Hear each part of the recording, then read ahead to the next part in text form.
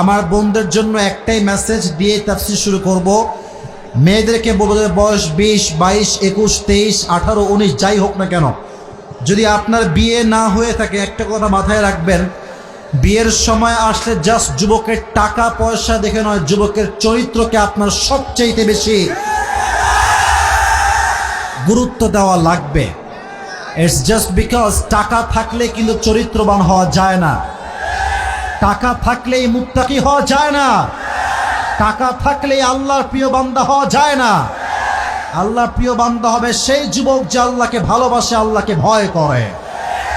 মেয়েদের সমস্যা হচ্ছে এরা একটু বেশি বাই বার্থ ইমোশনাল হয়, আবেগ বেশি। বিবেক কাজ করে কম, আবেগ কাজ করে বেশি, তাই গাঞ্জাখোরকে ভালো লাগে, ভালো যুবককে পছন্দ হয় না। এই জন্য প্রত্যেকটা মেয়েকে বলবো, বিয়ে করে সফল হতে চাইলে there is no alternative way of মুত্তাকি ইয়াং ম্যান। যে যুবকের চরিত্র ভালো তাকে ছাড়া আপনি জীবনে দাম্পত্য জীবনের সুখ খুঁজে পাবেন না। আর মেয়েদের যে বাবারা আছেন, মেহেরবানি করে আপনারাও ভালো হয়ে যান। বিয়ের সময় আসলে সরকারি চাকরিজীবী খোঁজা বাদ দিয়ে দেন। মেয়ের বয়স মাত্র 18, 19, তার সঙ্গে টাকলা কখনো মানায় না, মানায় না, মানায় না।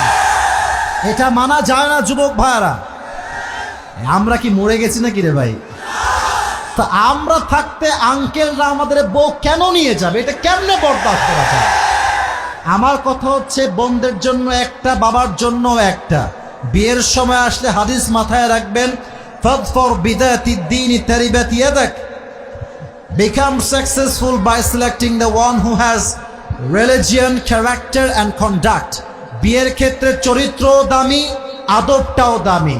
যে যুবকের চরিত্র ভালো হবে সে জীবনে যাই করুক আর তাই করুক, তার বউকে সে কখনো কষ্ট দিতে পারবে না। যুবক ভাই, আল্লাহ প্রত্যেকটা মেয়েকে টাকাওয়ালা বাদ দিয়ে চরিত্রবান যুবককে বিয়ে করার তৌফিক দান করুক। আমিন।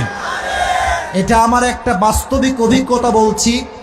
যদি বাংলাদেশের 90% মেয়ে টাকা বাদ দিয়ে চরিত্রবান যুবককে খুঁজতে শুরু করে, আমাদের দেশে জেনার সংখ্যা কমে যাবে, বিয়ের সংখ্যা বেড়ে যাবে। যুবক ভাই, আল্লাহ প্রত্যেকটা মেয়েকে এই কথাগুলো বোঝার তৌফিক দান করুন। সকলে পড়া আমিন।